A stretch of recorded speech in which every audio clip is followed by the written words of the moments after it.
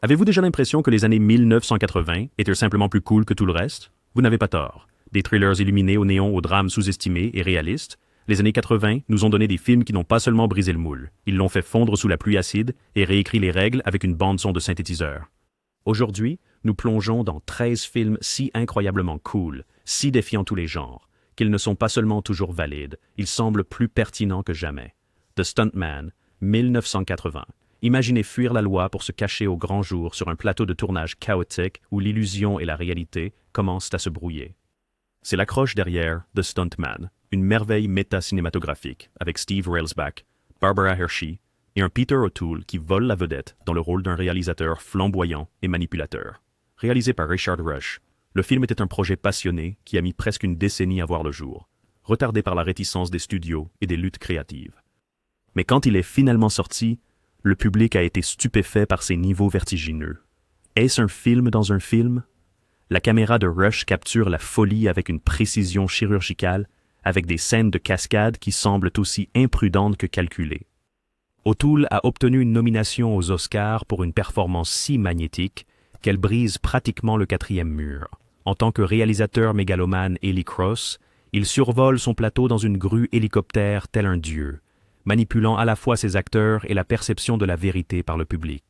Bien qu'il ait à peine atteint 8 millions de dollars au box-office, il a trouvé une seconde vie grâce à la vidéo à domicile et aux diffusions télévisées de fin de soirée. Aujourd'hui, il est célébré comme l'un des commentaires les plus inventifs sur le cinéma jamais produit. Dans un monde obsédé par le contenu des coulisses, The Stuntman le faisait il y a des décennies, mais avec plus de style et de danger.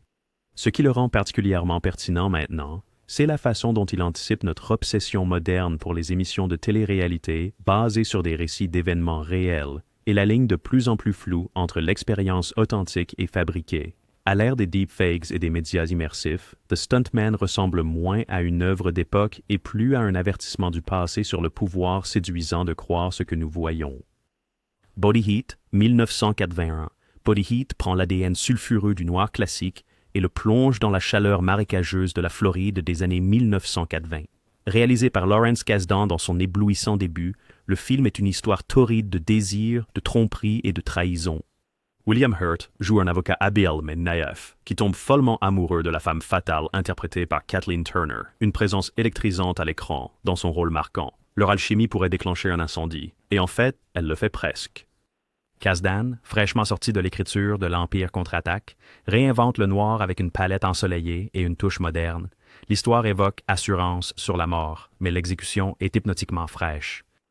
Le directeur de la photographie Richard Ashcline baigne chaque image dans une brume dorée, tandis que la partition envoûtante de John Barry dégouline de fatalité. Malgré un budget modeste de 9 millions de dollars, le film a rapporté près de 25 millions de dollars et a fait de Turner un nom familier. Ce qui sépare Body Heat des hommages noirs de moindre qualité, c'est son engagement impitoyable envers la psychologie des personnages. Matthew Walker n'est pas seulement mauvaise, elle est brillante, calculatrice, et piégée par les limitations sociétales que seule sa ruse peut surmonter. Le film ne la juge jamais. Au lieu de cela, il observe ses machinations avec une sorte d'admiration terrifiée. De même, Ned Racine joué par Hurt n'est pas un détective dur à cuire, mais un avocat médiocre dont la luxure dépasse la raison, le rendant à la fois plus proche et plus tragique. Les critiques ont loué la sensualité audacieuse du film et ses rebondissements narratifs. Il est devenu un modèle pour les thrillers érotiques des années 90, de Basic Instinct à The Last Seduction, mais peu ont jamais égalé l'atmosphère de Body Heat ou son envoûtement mortel. Dans un monde encore obsédé par le crime, la séduction et l'ambiguïté morale, celui-ci continue de brûler. Le film présente également des premiers rôles secondaires de Ted Danson et Mickey Rourke, apportant tous deux une énergie distinctive à des rôles petits mais cruciaux. Le procureur danseur de claquettes de Danson offre les rares moments de légèreté du film, tandis que le fabricant de bombes de Rourke dégage un charisme dangereux qui définirait sa carrière. Southern Comfort, 1981. Des membres de la garde nationale dans le marais de la Louisiane, armés de balles à blanc et d'arrogance, tombent dans une guerre qu'ils n'avaient jamais imaginée. Southern Comfort, réalisé par Walter Hill, est un thriller psychologique de survie qui mélange Deliverance avec Apocalypse Now. Keith Carradine et Powers Booth dirigent un groupe de soldats condamnés qui provoquent les locaux cajuns et en paient le prix. Tourné dans le dangereux bassin d'Achafalaya, le tournage fut aussi éprouvant que l'histoire elle-même. Lee Marvin aurait refusé un rôle après lisant la noirceur implacable du scénario, la vraie boue, le vrai froid et la peur authentique parmi les acteurs transparaissent à l'écran. Le film ne parle pas de monstres physiques, mais de déchéance morale, de mauvaise communication et de la rapidité avec laquelle la frontière entre l'entraînement militaire et la folie peut disparaître. Ce qui élève Southern Comfort au-delà d'une simple histoire de survie, c'est le rythme magistral de Hill. La violence, lorsqu'elle éclate, est brutale, mais jamais exploitante. Chaque mort semble à la fois choquante et inévitable, la conséquence logique de l'arrogance américaine face à un environnement qu'elle ne comprend pas. La bande originale obsédante de Ry Cooder, mêlant des sons cajuns traditionnels à des synthétiseurs inquiétants, crée un paysage sonore aussi déroutant que le marais. Critiqué et mal compris à l'époque, Southern Comfort est maintenant salué pour son intensité brute et son sous-texte sociopolitique, surtout dans le contexte post-Vietnam. Amérique. Il a été un échec financier, rapportant moins de 3 millions de dollars, mais son réalisme cru et sa tension à couper le souffle en font un classique culte. À notre époque de police militarisée et de choc culturel, la peur dans ce film semble glaçante, actuelle. La séquence finale du film, où les survivants atteignent enfin une fête cajun, reste l'une des fins les plus complexes du cinéma, mêlant soulagement à une appréhension persistante et culturelle. Dissonance. Cela nous rappelle que survivre ne signifie pas nécessairement victoire, surtout lorsque l'ennemi est en partie de votre propre. La blessure, 1981. La blessure est le genre de film qui pénètre sous votre peau et y reste. Un mélange envoûtant de noir, de conspiration et de personnages. Étude. Il met en vedette Jeff Bridges dans le rôle d'un gigolo à la dérive et John Hurd dans celui d'un vétéran du Vietnam amer et handicapé nommé Alex Cutter. Lorsqu'ils assistent à un meurtre, Cutter est convaincu que le tueur est un homme d'affaires local puissant et il est déterminé à l'abattre, quel que soit le coup.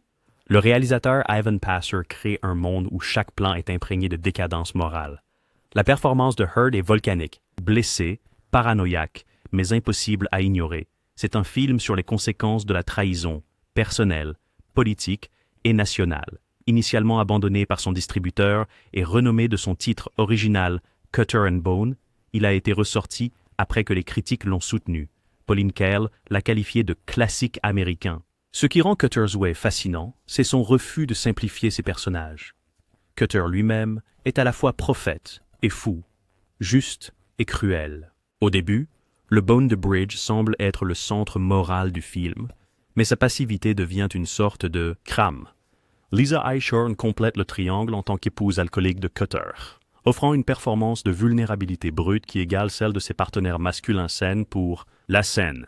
Le décor de Santa Barbara dans le film, tout en soleil et richesse, crée un contraste troublant avec l'obscurité de son histoire.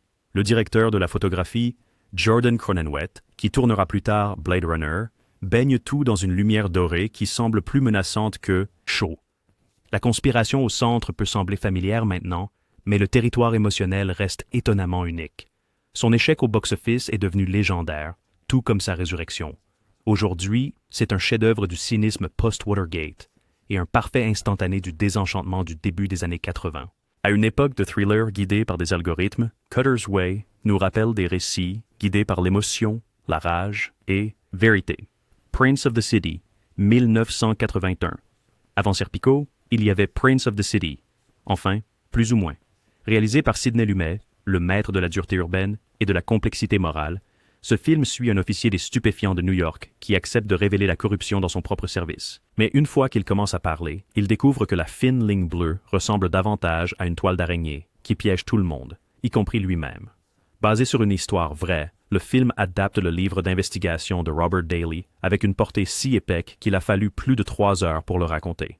Pourtant, pas un instant ne traîne. Lumet, fraîchement sorti du succès de Un après-midi de chien et Network, revient à ses racines, ruelles sordides, zones grises éthiques et longues tirades poignantes qui décortiquent les personnages. Treat Williams, surtout connu à l'époque pour des rôles plus légers, offre une performance marquante de sa carrière en jouant un homme réalisant lentement que l'héroïsme et la trahison peuvent partager la même insigne. La distribution secondaire ressemble à un who's who des acteurs de caractère. Jerry Orbach, Bob Balaban, Lindsay Cruz, chacun laissant des impressions indélébiles dans un temps d'écran limité. Temps. Lumet filme New York, à la fois comme un terrain de jeu et une prison, avec les institutions de la ville dominant comme des forteresses sur ses personnages conflictuels. Héros. Le détail procédural est exhaustif, capturant les minuties du travail policier, des hommes de loi, manœuvre et enquête criminelle avec une précision documentaire. Bien qu'il ait seulement obtenu des chiffres modestes au box-office, les critiques l'ont adoré. Roger Ebert l'a qualifié de un film d'une complexité morale incroyable. Et il a été nommé aux Oscars pour le meilleur scénario adapté. Aujourd'hui, Prince of the City est plus pertinent que jamais, faisant écho aux débats modernes sur les lanceurs d'alerte, la corruption systémique et la justice sous pression. Ce n'est pas un drame policier, c'est une tragédie grecque portant un badge. Ce qui résonne le plus puissamment, c'est le refus du film de proposer des réponses faciles. Il n'y a pas de héros ou de vilains purs, seulement des personnes piégées dans des systèmes qui corrompent même les meilleurs. Intention. La scène finale du tribunal, avec son ironie dévastatrice, encapsule l'exploration tout au long de la carrière de Lumet sur la façon dont les institutions traitent et souvent détruisent la conscience individuelle. 1981. Hollywood aime se moquer de lui-même, mais rarement avec le pur venin et l'hilarité de S.O.B. de Blake Edwards. Cette satire noire s'attaque à l'industrie cinématographique avec des couteaux aiguisés, et c'est d'autant plus savoureux qu'Edwards s'est basé sur des événements réels, y compris sa propre production désastreuse de Darling Lily. L'histoire suit un producteur autrefois à succès qui subit une dépression nerveuse et décide de sauver sa comédie musicale ratée en la transformant en film érotique. Appelez ça le chaos.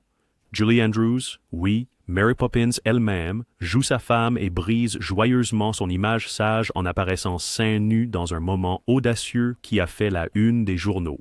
Nouvelle. Le casting secondaire est un who's who de talents comiques. William Holden, Robert Preston, Robert Vaughn et Larry Hagman, chacun dévorant la scène avec enthousiasme. Edwards, un maître de la comédie physique et de la satire mordante, crée des scènes qui semblent encore audacieuses aujourd'hui.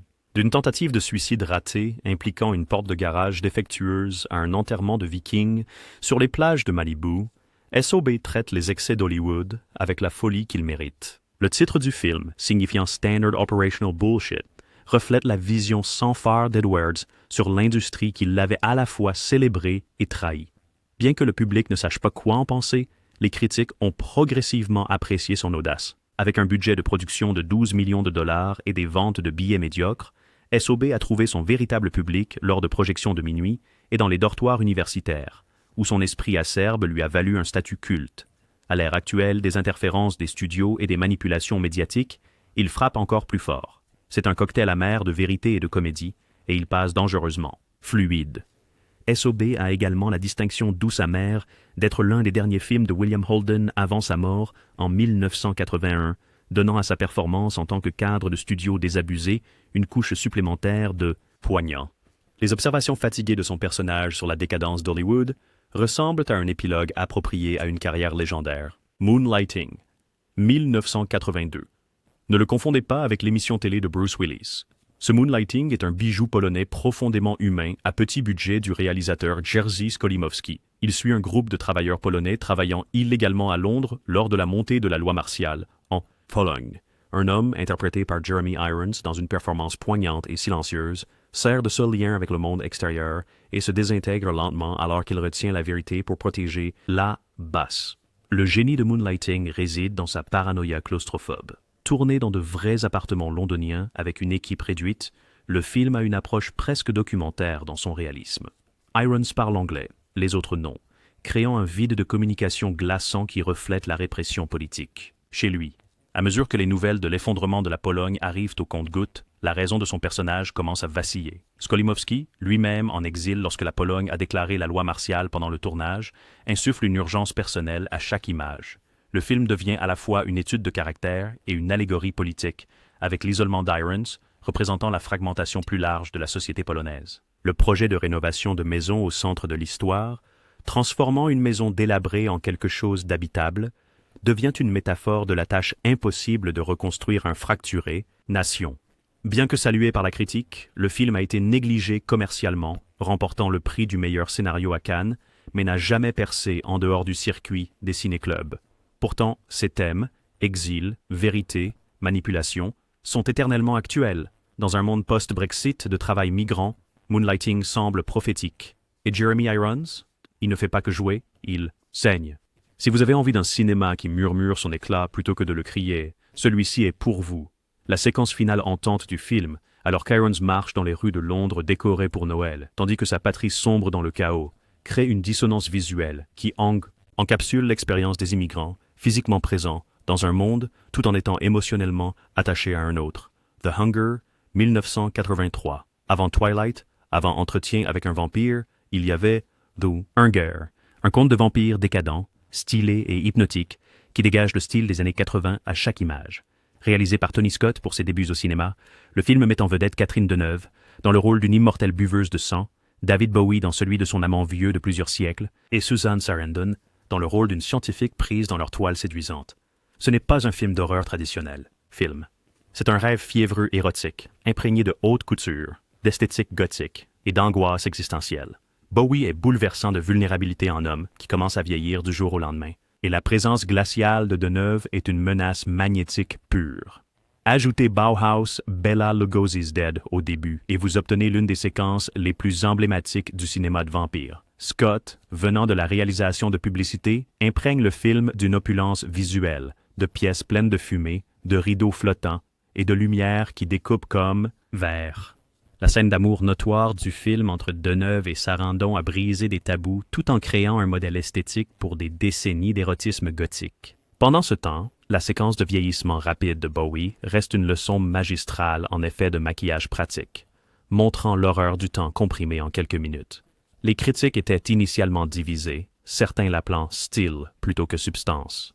Mais elle est depuis devenue un classique culte queer, célébré pour son audace et sa beauté tragique. Aujourd'hui, cela ressemble à la réponse artistique à la fatigue du genre, ouvrant la voie à l'horreur d'art et d'essai bien avant que ce soit tendance. Si vous aimez vos vampires tragiques, votre éclairage d'ambiance et vos histoires imprégnées de soie et de chagrin, The Hunger est éternel.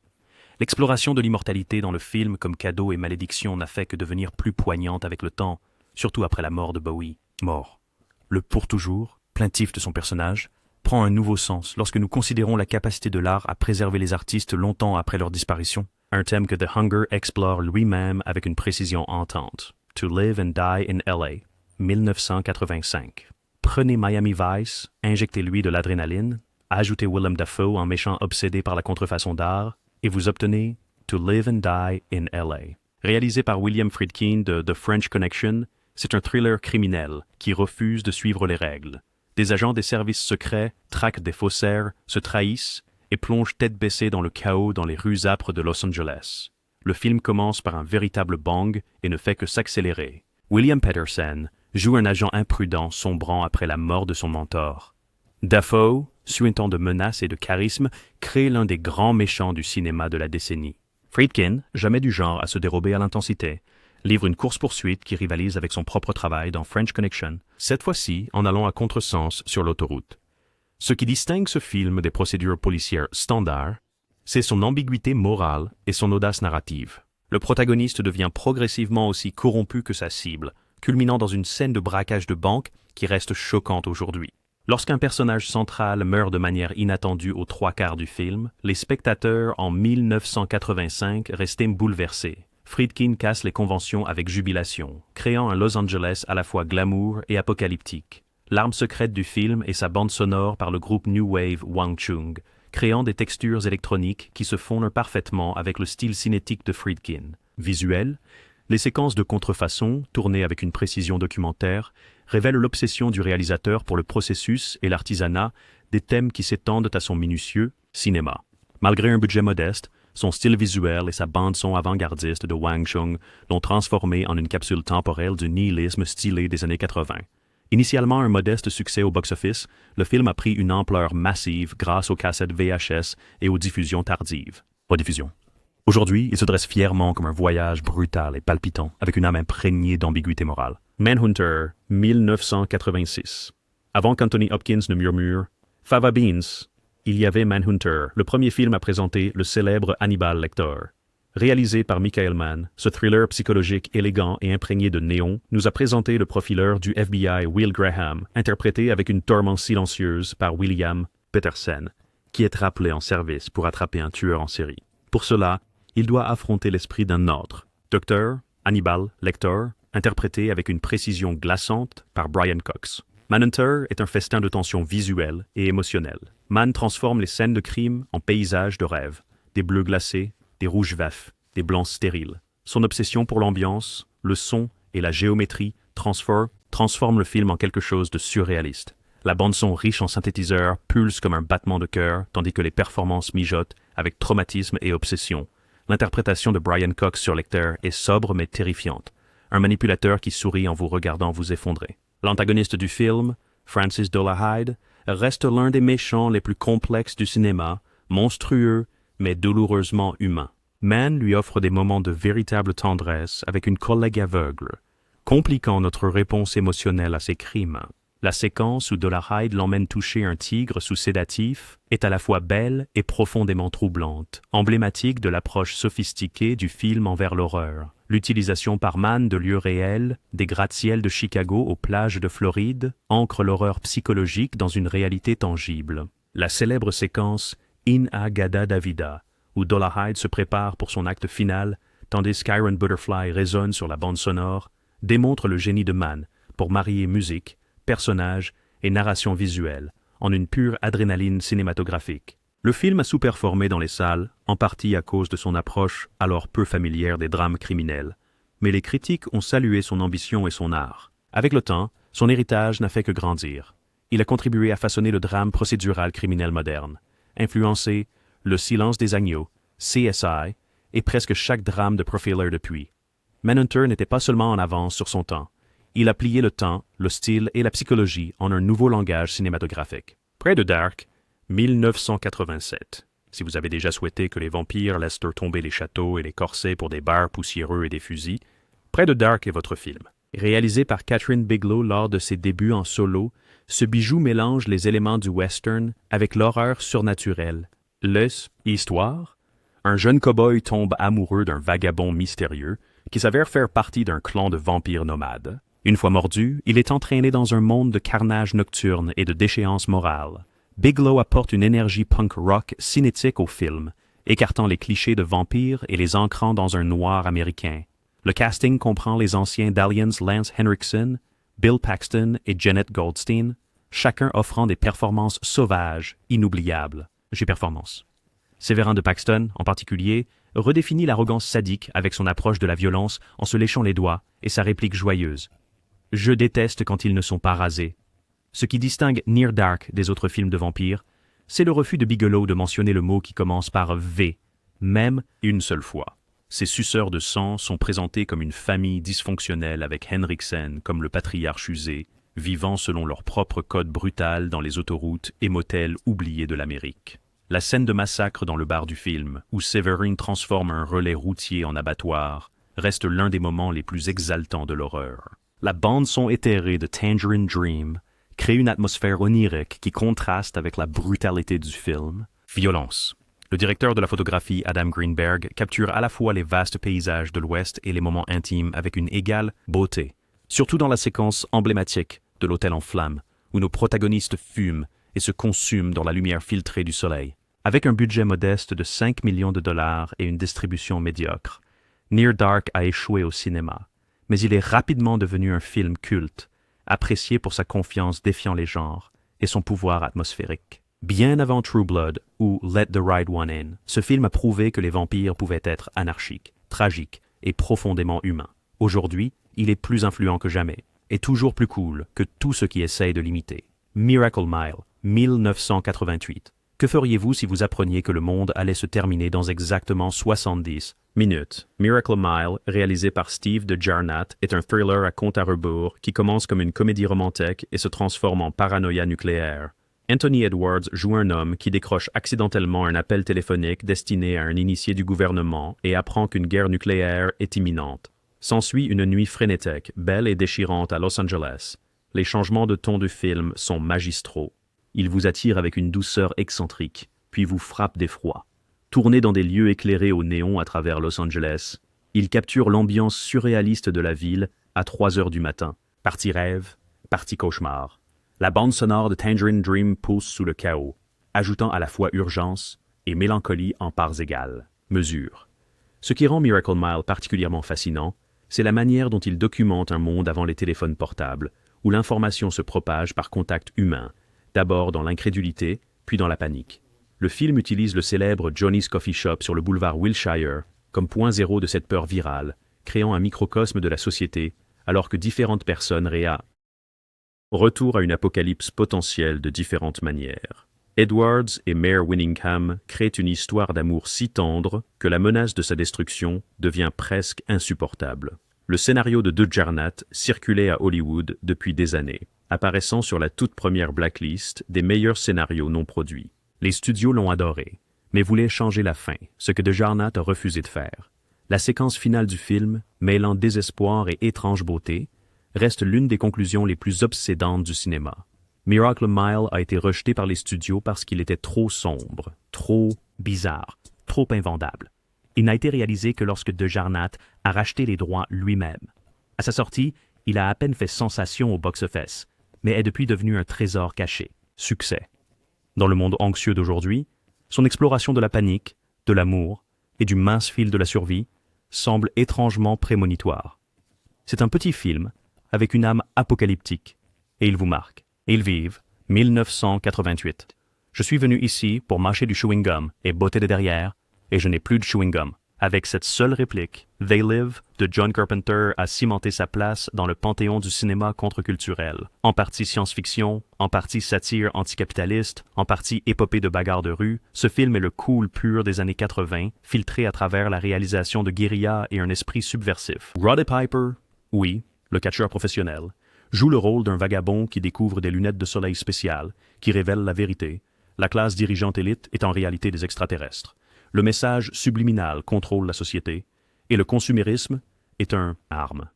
Ce qui commence comme une fantaisie paranoïaque se transforme en une guerre totale contre la manipulation et la conformité.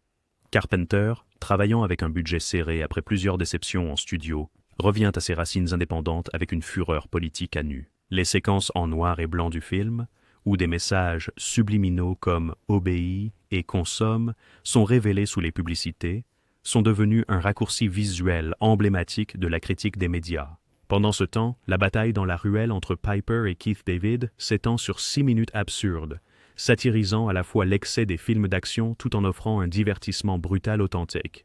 Le génie du film réside dans sa simplicité. Carpenter utilise des tropes de science-fiction pour délivrer un message révolutionnaire dans un emballage si divertissant que le public absorbe la critique sans résistance. Il transforme Los Angeles en un désert dystopique, où la pauvreté et la richesse coexistent côte à côte, créant une métaphore visuelle des politiques économiques de l'ère Reagan, qui résonne encore. Aujourd'hui, tourné avec un budget modeste, le film a été rejeté par de nombreux critiques, mais adopté par une légion de fans qui ont perçu son sens plus profond. Son infâme combat de 6 minutes dans une ruelle avec Keith David est un maître nageur dans l'absurde brillance. Au fil des années, Invasion Los Angeles a été réévalué comme un chef-d'œuvre visionnaire, surtout à l'ère d'Internet où la surveillance, le branding et les médias de masse dominent nos vies. Voilà 13 films inoubliables des années 1980 qui n'ont pas pris une ride en esprit, en style ou en culturel. Mordre. Qu'ils aient été négligés, incompris ou simplement en avance sur leur temps, chacune de ces perles est la preuve que le cool ne se démode jamais. Alors, c'est à votre tour. Lesquels avez-vous vus et lesquels ajoutez-vous à votre liste de visionnage dès maintenant? Laissez-nous un commentaire ci-dessous, appuyez sur le bouton « J'aime ». Et si vous aimez dénicher des pépites cinématographiques comme celle-ci, n'oubliez pas de vous abonner et d'activer la cloche. Ici, c'est Golden Age Classics, et nous avons encore plein de trésors qui vous attendent. Restez cool.